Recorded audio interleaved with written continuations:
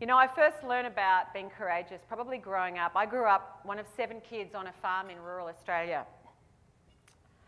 Big sister of 7, Margaret and Mary. We weren't Buddhists. And my father, dairy farmer his entire life, left school at 15, 16. My mother was a nun for 9 years prior to leaving the convent. Everyone's looking for the scandal. Meeting my dad. And then having 7 kids. So when I was growing up, I was about 5, I got on a horse at a little fairground for the first time, a little pony, and I was really scared. And I wanted to go on this pony, but it was scared, and I got taken around the yard a few times, and by the end of it, it was like, oh, I like this horse thing. And then I went and had some lessons. By the time I was 9 or so, I was imploring my parents, can you please buy me a horse? I really want a horse. And you know, running a dairy farm, not particularly lucrative, particularly with all the droughts you get in Australia. Mum and Dad saved up, and I got a pony, a horse, for my 10th birthday.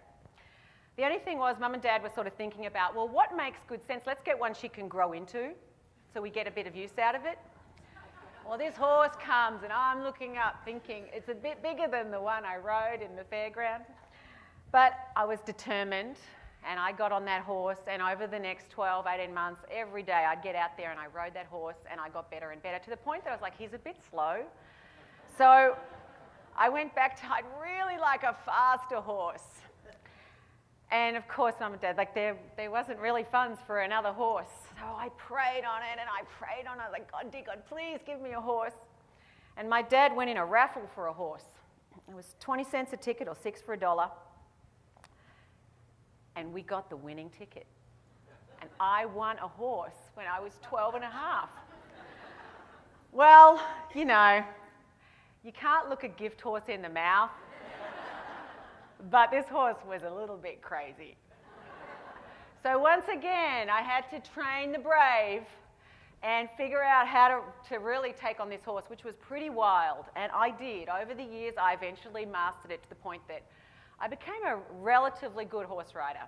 By 17, I was working and studying and chasing boys and doing all the things that, you know, you don't want 17-year-olds sometimes to do.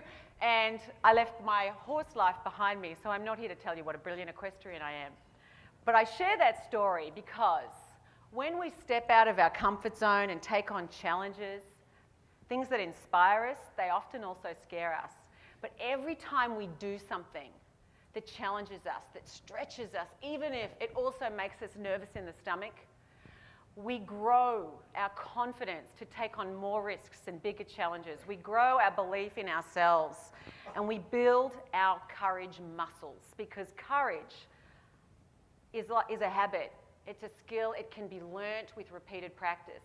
And when it comes to each of you doing what you are charged to do and what you are inspired to do, here of March of Dimes and beyond, it's about continually just stretching yourself that little bit more and more and more.